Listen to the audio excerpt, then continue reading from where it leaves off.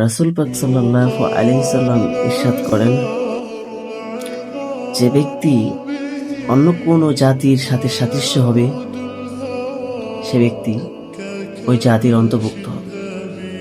ভাই, একটা জিনিস খুবই আক্ষেপ লাগে, আপনি মুসলমান কিন্তু আপনি হিন্দুদের দুর্গাপূজায় যাচ্ছেন।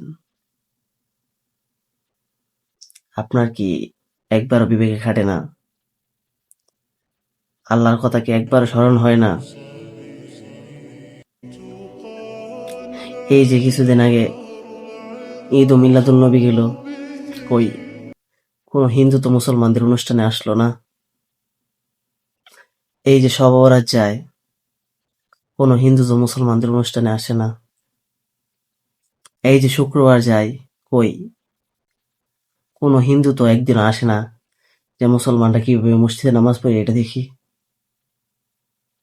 কিন্তু ভাই, আপনারা কেন হিন্দুদের দুর্গাপূজায় যাবেন? যেটা আল্লাহ তাআলার সাথে শিরক, আপনারা সেটা করছেন। আবার তার সাথে বলছেন ধর্ম যার যার, উৎসব সবার।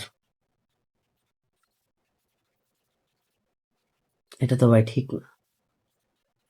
নিজের ধর্মকে নিয়ে আপনারা তামাশা করছেন। ধর্ম যার যার, উৎসব সবার যদি তাই হতো, তাহলে কই কোনো হিন্দু তো আমাদের মুসলমানদের কোনো অনুষ্ঠানে আসে না। বরং ধর্ম যার যার, উৎসব তার নয়, ধর্ম যার, উৎসব তার।